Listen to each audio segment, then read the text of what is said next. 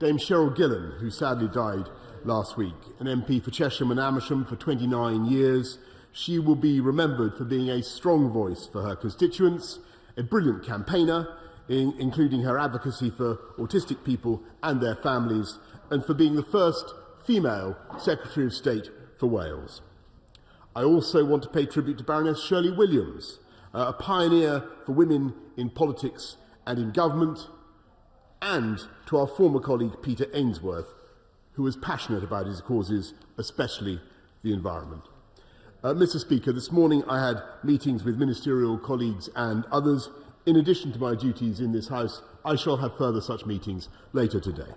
Thank you, Mr. Speaker. Dame Cheryl represented her constituents with considerable effectiveness for nearly 29 years and is already sorely missed in this place, especially by many of the newer members, as she was so kind to us in our first months in this place. One of her passions was the protection of chalk streams, in particular the River Chess, which passes through my constituency of South West Hertfordshire. Many MPs are increasingly concerned about reports of partially treated sewage being released into our rivers, with knock-on health impacts for both humans and animals. Can my right honourable friend reassure this House that this government will actively protect our rivers and streams? Mr. Speaker, my honourable friend is entirely right to raise the concern that we fully share about sewage overflow from into rivers such as the Chess, and that's why we have set up the Storm Overflows Task Force to address the matter, working with the water industry regulators and environmental groups. And last month we announced plans for legislation to address this very issue. Now come to the Leader of the Opposition, Right Honourable Keir Starmer. Thank you, Mr. Speaker. Can I join the Prime Minister in his remarks about Dame Cheryl Gillen, who I work with on a cross-party basis and remember with fondness, and Ian Gibson, who also passed away this week. Both commanded respect on all sides of this House and will be sadly missed. Can I also pay tribute to Shirley Williams? She was a great parliamentarian, a formidable minister and cabinet minister. She loved this House, the other place, and frankly anywhere where she could debate ideas and politics. For many years she was Labour's loss. Today she is Britain's loss, and my thoughts are with her family and loved ones. Mr. Speaker, does the Prime Minister believe that the current lobbying rules are fit for purpose? Mr. Speaker, I join the right honourable gentleman in what he said about Ian Gibson, and I indeed share the widespread concern about some of the stuff that we're reading at the moment, Mr. Speaker, and I know that the Cabinet Secretary shares my concern as well. I do think it is a good idea in principle that top civil servants should be able to engage with business and should have experience of the private sector. When I look at the accounts I'm reading today, it's not clear that those boundaries have been properly understood, and I've asked for a proper independent review of the arrangements that we have to be conducted by Nigel Boardman, and he will be reporting in June, and if he has any representations he wishes to make on that subject, he should do so to Mr. Boardman. Mr. Speaker, I know the Prime Minister is launching an inquiry. That inquiry isn't even looking at the lobbying rules. I'm not sure it's looking at very much at all, because every day there's further evidence of the sleaze that's now at the heart of this Conservative government. Let's just look, shake your heads, let's just look at the latest scandal. A wealthy businessman, Lex Greensill, was hired as a senior advisor to David Cameron when he was Prime Minister. We've all seen the business card. After he left office, Cameron, became a paid lobbyist for Lex Greensill. Next thing we know, Cameron arranged access for Greensill with cabinet ministers and senior officials, and he lobbied for taxpayers' money on behalf of Greensill Capital. We also know the Chancellor pushed officials. We know the Health Secretary met Cameron and Greensill. We know that senior officials met Greensill Capital regularly. And now, even more unbelievably, we know the government's former head of procurement, no less, became a Greensill advisor while he was still a civil servant. Does the Prime Minister accept there's a revolving door, indeed an open door, between his Conservative government and paid lobbyists? Mr. Speaker, this is a government and a party that has been consistently tough on lobbying, and indeed we introduced legislation saying that there should be no taxpayer-funded lobbying, that quangos should not be used to get involved with lobbying. We put in a register for lobbyists, and there's one party, Mr. Speaker, that actually voted to repeal the 2014 Lobbying Act, and that was the Labour Party in their historic 2019 election manifesto, which he has yet to repudiate, Mr. Speaker. They did so because they thought it was unfair and was restricting people's ability to make representations to politicians. I think that's absurd. Will he now say that it's absurd to repeal the 2014 Lobbying Act? Mr. Speaker, he talks of the Lobbying Act. Who was it who introduced that legislation? David Cameron. Who was it who voted for the legislation? Half the Conservative front bench. We said it wouldn't be tough enough. And where did that legislation lead? 2 years later, David Cameron camping out in a Saudi desert with Lex Greensill having a cup of tea. I rest my case in relation to that legislation. Let me try another very simple question. Is the Prime Minister aware of any other government official who had commercial links with Greensill or any other lobbying role while working in government? Mr. Speaker, or if he has any such information, he should, of course, make it available to Mr. Boardman. That's the point of his. That's the point of his review. It's an independent review. It'll be coming to me by June. I'm glad it will be played in the library of the House of Commons. To talk about lobbying, Mr. Speaker, he's being advised by Lord Mandelson of Global Counsel Limited. Perhaps in the interests of full transparency, so we can know where he's coming from, Lord Mandelson could be encouraged to disclose his other clients, Mr. Speaker. Keir Starmer. Mr. Speaker, I haven't heard a defence that ridiculous since my last days in the Crown Court. It's called the shoplifter's defence. Everyone else is nicking stuff, so why can't I? Mr. Speaker, it never worked. I remind the Prime Minister I not only prosecuted shoplifters, I prosecuted MPs over the MPs' expenses scandal, so I stand on my record. That line just isn't going to wash with me. It was a former Prime Minister, and I suspect now a former lobbyist, who once said, "This isn't a minor issue with minor consequences. Government contracts potentially worth hundreds of billions of pounds are at stake." So can the Prime Minister now answer the question the Chancellor's been ducking for weeks?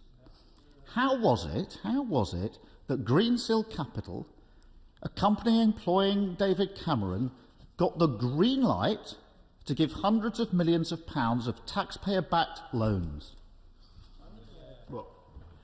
Mr. Speaker, whilst he was prosecuting MPs, I was cutting crime in London by 23% and cutting the murder rate by 50%. And he asks about lobbying on behalf of Greensill, Mr. Speaker. And I don't wish to embarrass the right honourable gentleman, but he doesn't have far to look. There was one person asking for the Greensill Bank to be able to use the coronavirus business interruption loan scheme, and that was the Shadow Defence Secretary, Mr. Speaker. This gets weaker and weaker. It does take me back to my defence days in the Crown Court. It's just ridiculous. The Shadow Defence Secretary, it really wasn't a good point. If you think that's a good point, you've got real problems.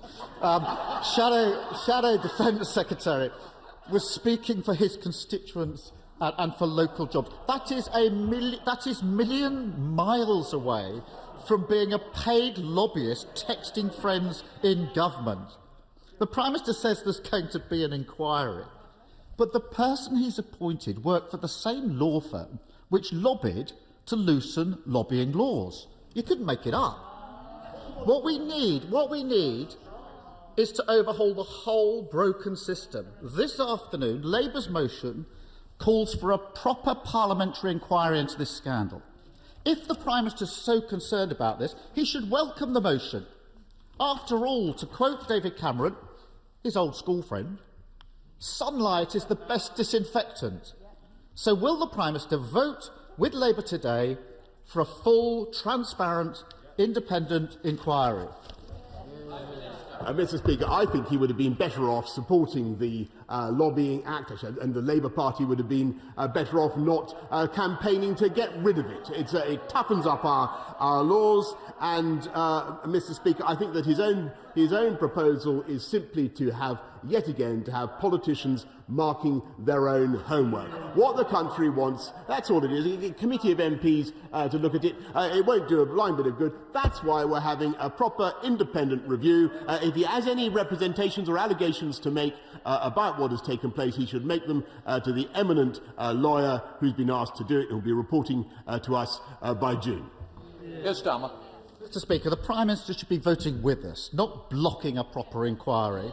The Greensill scandal is just the tip of the iceberg. Dodgy contracts, privileged access, jobs for their mates. This is the return of Tory sleaze.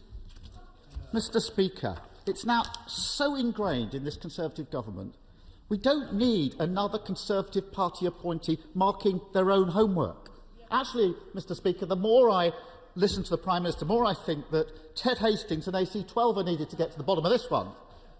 Mr. Speaker, we know the Prime Minister will not act against sleaze, but this House can. So can I urge all members of this House to come together this afternoon to back Labour's motion and start to clean up the sleaze and cronyism that's at the heart of this Conservative government?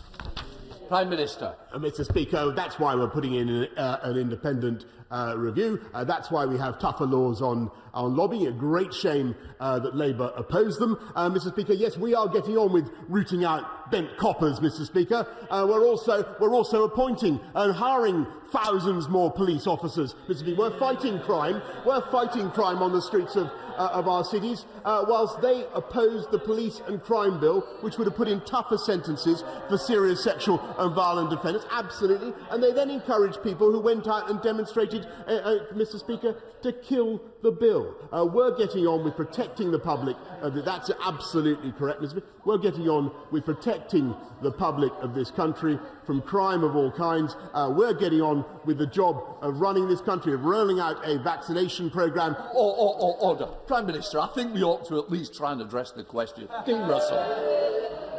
Thank you, Mr. Speaker. It's been a year this week since I had the privilege of starting to volunteer at Watford General Hospital, and over this time I've been fortunate and privileged to work along some inspirational and selfless volunteers. So as the nation reflects this week on the importance of schemes to support young people, may I ask the Prime Minister if he would meet with me to explore the creation of an NHS cadet scheme to pay tribute to those who've already volunteered over the past year and also create a lasting legacy for generations to come.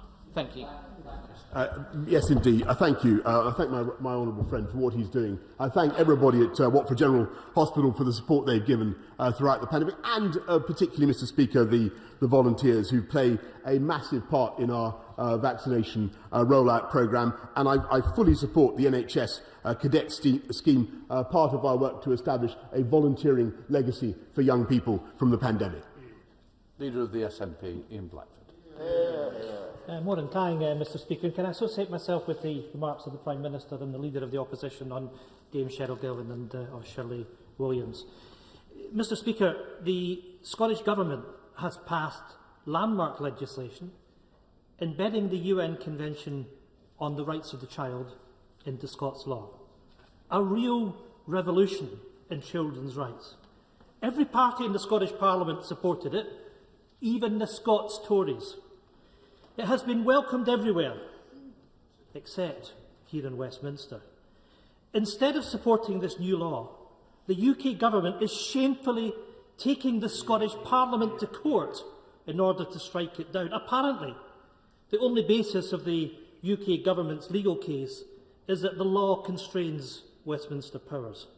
So, Prime Minister, can you do everyone a favour by explaining how protecting children's rights in Scotland threatens the Tory government in London?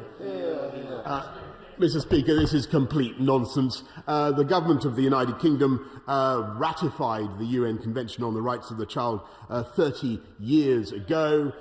We all support it. It is nothing to do with the rights of vulnerable children, which we all protect. This is simply an attempt by the SNP to stir up constitutional chaos and create another fictitious bone of contention between themselves and the rest of the country. If they really cared about the rights of the child, Mr. Speaker, they would do much more to improve education in Scotland, where they are so lamentably failing, Mr. Speaker. Ian Blackford. The rights of the child, an act passed by the Scottish Parliament, supported by every party, and his government is taking our Parliament, our government, to court. Yeah. Mr. Speaker, there's nothing technical about this, and the Westminster government wants to strip away the rights of children in Scotland. This is a tale of two governments. We have an SNP Scottish government delivering the baby box, doubling the Scottish child payment and providing free school meals to every primary school child. At the same time, this Tory government is robbing children of their rights in Scotland. Quite simply, Mr. Speaker, the SNP Scottish government has and will continue to work to ensure Scotland is the best place for a child to grow up. This legal challenge threatens that. It is wrong and it is morally repugnant, Prime Minister. Will the Prime Minister commit to withdrawing his legal challenge today? If not, we'll see you in court. Well, Mr. Speaker, the best thing they can do, as I say, for the rights of the child in Scotland is to improve their shameful record on education and to tackle the issues that matter to the people of Scotland, to tackle the tax regime that they put in place, to do better on fighting crime and drug addiction in Scotland. They should be looking at the issues that really matter, in my view, to the people of Scotland. And instead, they're going into the elections next month, Mr. Speaker, yet again on a campaign to break up this country. That's all they can think of. Break up this country, call for a referendum, break up this country, destroy our country, and call a referendum in a way that I think is completely irresponsible at a very difficult time when we want to bounce back stronger together. David Jones. Thank you, Mr. Speaker. The A55 expressway is of huge importance to North Wales, linking the region to the main motorway network. It is also, as was noted in the recent interim report on the Union Connectivity Review, the principal freight artery for the port of Holyhead. The road is in desperate need of improvement and has been for many years. So will my right honourable friend confirm that the government will make it a priority to use its powers under the UK Internal Market Act to upgrade the road for the benefit of the people of North Wales? Thank you. I thank my right honourable friend. He's completely right, and the Sir Peter Hendy has rightly identified the potential of the A55, and I think the best thing the people of Wales can do to guarantee these vital upgrades is to elect a Welsh Conservative government on May the 6th. We now go to Vicky Foxcroft. Vicky, I understand you're going to sign. Can you speak and sign at the same time for all our benefits? Vicky Foxcroft. Thank you, Mr. Speaker.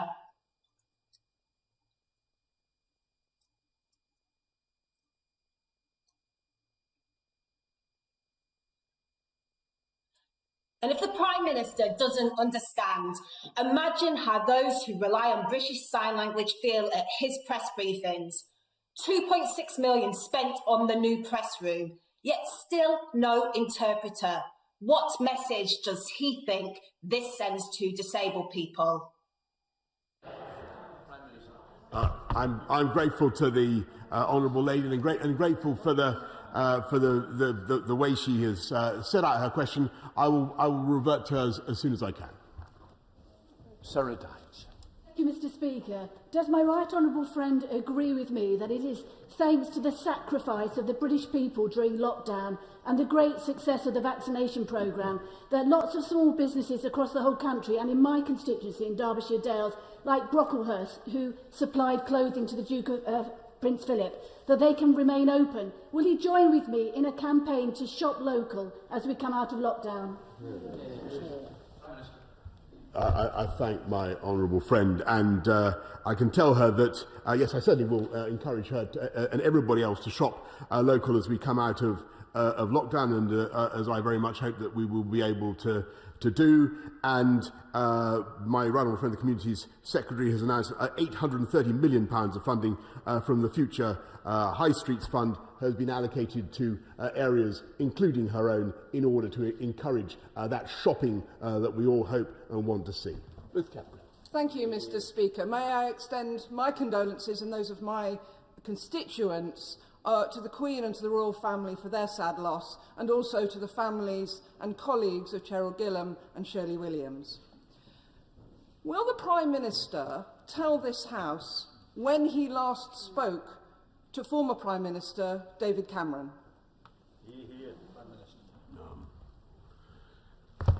The honest truth, I cannot remember when I last spoke to Dave, but I can, if she wants to know whether I've had any contact with him about any of the matters that have been in the press, the answer is no. Father of the House, Sir Peter Bottom. Mr. Speaker, those who helped to develop, to test, to approve and manufacture the vaccines deserve our praise. Will my right honourable friend also recognise that the successful rollout of the vaccination programme has been based on the dedication of the NHS staff and the myriads of volunteers who made the process so easy for so many people? My right honourable friend is completely right. This has been a colossal team effort. It has been led by the NHS with GPs very often doing the lion's share of the work, but they've been supported by the Army, by local council officials who have also been absolutely magnificent, and as colleagues have said earlier, by volunteers as well. 16 withdrawn, so we go to Dr. James Davies. Thank you, Mr. Speaker. The interim findings of Sir Peter Hendy's Union Connectivity Review are very much to be welcomed. He highlights the improvements that need to be made to the railways in North Wales linking up with Merseyside and Manchester, as well as the A55. These, of course, can help to level up the region. Will my right honourable friend confirm that the identified projects within Sir Peter Hendy's work in North Wales will receive a fair chunk of the £20 million of development funding as part of the agenda? And will he commit to implementing the findings of Sir Peter Hendy's final report when it's released in the summer? I thank my honourable friend. We will look at what Sir Peter has to say. I think he's come up with some very interesting interim proposals, particularly about improving connectivity along the North Wales coastline, the routes into Merseyside, and on the A55. I repeat what I said to my right honourable friend earlier on. There is a great opportunity to do that if people will vote Conservative and vote for a Welsh Conservative government on May the 6th, Mr. Speaker. Let's go to Howell Williams. Howell. Thank you, Mr. Speaker. In 2007, my friend Adam Price, then the member for Carmarthen East and Dynevor, proposed an elected representatives prohibition of deception bill. At this distance in time, it would be unkind to quiz the Prime Minister on the detail, but he is seen as a big thinker. So today, perhaps he could tell the House what he thinks of the principle of that bill, which is that on important matters of public policy, politicians must not lie. Well, I certainly agree. I have a high regard for the honourable gentleman, and indeed, I remember happy times with his colleague Adam Price. I don't remember the details of his bill, but I think, Mr. Speaker, we will all concur with the basic principle that he's just enunciated. Esther Backday. Thank you, Mr. Speaker. Former Police Inspector Kash Singh set up One Britain, One Nation, otherwise known as OBON, to bring together all communities, all classes, all ethnicities, races and religions to celebrate being British. Oban Day is held in June. However, next week, on April the 22nd, will be the launch of it at a school in Bradford. Will the Prime Minister join me in congratulating Cash Singh for his fantastic initiative for all communities to come together in a common pride of being British? And will he also make a message for the launch next week? When I say yes, I'll do my best, Mr. Speaker. But I fully support what she's doing, and I congratulate Cash Singh on his work. And it is incredible at this time, Mr. Speaker. There are people who want to split our country up rather than bring us together. That's what they want to do. I think it's an absolute tragedy that they still think like that. I think they're going to change, Mr. Speaker. But I wish everybody at Oban all the very best. Jim Johnson. Thank you, Mr. Speaker. And contrary to the conclusions of the Race and Ethnic Disparity Report, institutional racism still exists. And 40 years since the Liverpool 8 uprisings, black communities continue to suffer racial injustice. And the report downplays the structural inequalities that still exist. The Resolution Foundation announced today that unemployment rate for young black people rose by 35% compared to 13% for their white counterparts. Can the Prime Minister confirm the allegations that Downing Street redrafted the report to change the narrative, and does he agree with me that this report should now be withdrawn? Thank you. Well, I thank the honourable lady, but actually, when you look at the report and read it in detail, there's not everything that this government is going to agree with. Of course not. There is some interesting observations, some interesting ways of looking at things, and we will be responding in due course. But what we say is that nobody should be in any doubt as to the reality of racism, to the reality of the struggle that too many people face, and we are going to do everything we can to stamp it out, and particularly to help young black people get the jobs, get the education that they need. Thank you, Mr. Speaker. As my right honourable friend will know, as we build back better, we need to inspire the next generation of scientists and engineers. Will he therefore agree to work with Engineering UK and Big Bang Digital to provide a short online introduction to this year's event to reinforce the message that a career in engineering is rewarding, it's creative and can transform the world around us for the better? And will he recognise the extraordinary contribution engineers have made and are making in our battle against COVID? I thank my friend, because engineers have obviously been crucial, and scientists of all kind, in the fight against COVID. And this is the moment, Mr. Speaker, to become an engineer, or to work towards being an engineer. We're putting a huge £640 billion investment into the infrastructure of this country over the next few years. We're going to need skilled young people to be going into engineering. That's why we put in the T-levels. I congratulate my honourable friend on his initiative. I will do my best to support him. Thank you, Mr. Speaker. Given his ancestry, the Prime Minister will be more than familiar with the phrase, "a fish rots from the head down." It is a Turkish proverb. Put simply, since he became the Prime Minister, the sound of Big Ben's bungs has been replaced by the cash-till sound of big donor bungs. There's been a threefold increase in bungs from property developers. Last summer we had the case of Richard Desmond and the Community Secretary. More recently, we've had ministers dishing the dosh between constituencies, and the Health Secretary handing or involved in a contract with his pub landlord for £30 million worth of PPE. Now we have a Chancellor and Health Secretary that have sought to grease the wheels of involvement with Greensill and David Cameron. What does this say about the Prime Minister's leadership of his government? Mr. Speaker, I'm afraid he is simply wrong in what he says, and particularly about what he says about the Chancellor, my final for the Chancellor and the Health Secretary. And I don't believe that he should have spoken in those terms, Mr. Speaker. But what I will say is that there was one party in this place that brought in tough rules on lobbying, and there's another party that campaigned at the last election to get rid of those rules because of their relationship with the trades unions, Mr. Speaker, because they wanted them to continue in the obscure, opaque way that they were being run, and because they wanted people to be able to continue to lobby parliamentarians in the way that they always did. And look at their Labour manifesto of 2019, Mr. Speaker. If he repudiates it now, why don't go ahead and do so? Final question from Gareth Davies. Thank you, Mr. Speaker. Over the last few months, a number of my constituents have taken to the streets to help tackle the problem of littering, and I pay particular tribute to those constituents in Colsterworth who I met with recently. Will the Prime Minister join me in backing the Grantham Journal's Spring Clean campaign, and can he assure my constituents the government are doing all it can to help tackle littering? Prime Minister. I share, Mr. Speaker, his indignation about litter. I do think it's one of the things on which the whole of the country, and I hope the whole of the House, is united. That's why we're doing the Respect the Outdoors campaign to encourage people to follow the countryside coach, pick up their litter. Obviously, a lot of people are meeting outdoors at the moment, Mr. Speaker, because of the pandemic. They must obey the basic laws of respect for other people, pick up their litter.